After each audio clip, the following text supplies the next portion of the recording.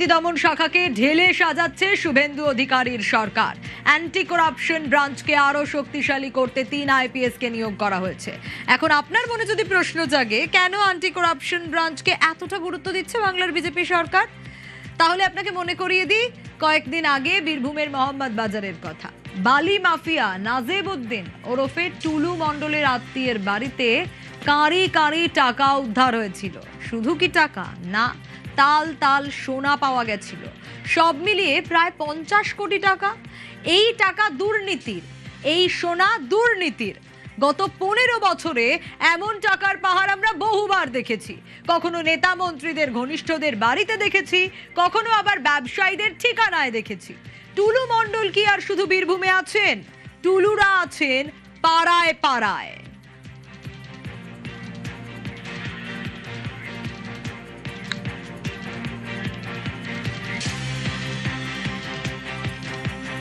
তোলাবাজি বন্ধ হয়েছে, রাজস্বটাই বেড়েছে।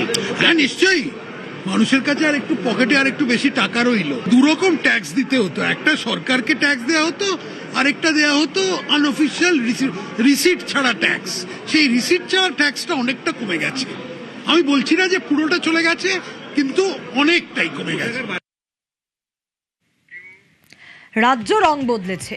এই টুলুদের অনেকে জার্সি বদলে বর্তমানে শাসক দলে ঢুকে পড়ার চেষ্টা করছেন, অনেকে আবার ঢুকেও পড়েছেন।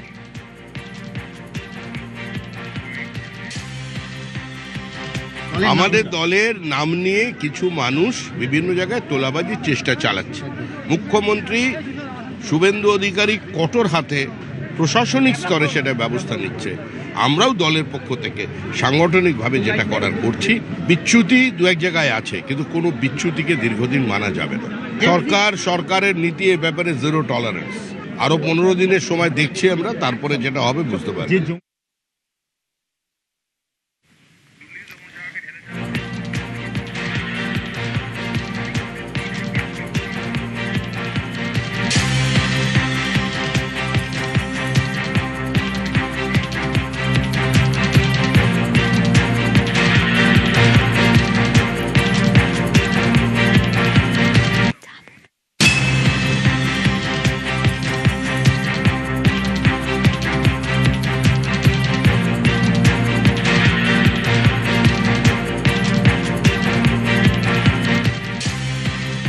দুর্নীতি দমন শাখাকে ঢেলে সাজাচ্ছে শুভেন্দু অধিকারীর সরকার। অ্যান্টি করাপশন ব্রাঞ্চকে আরো শক্তিশালী করতে 3 আইপিএস কে নিয়োগ করা হয়।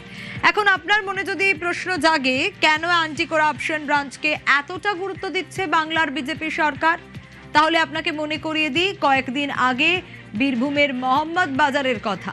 বালি মাফিয়া নাজিব উদ্দিন ওরফে টুলু মণ্ডলের আত্মীয়ের বাড়িতেও কাঁড়ি কাঁড়ি টাকা পাওয়া গেছিল।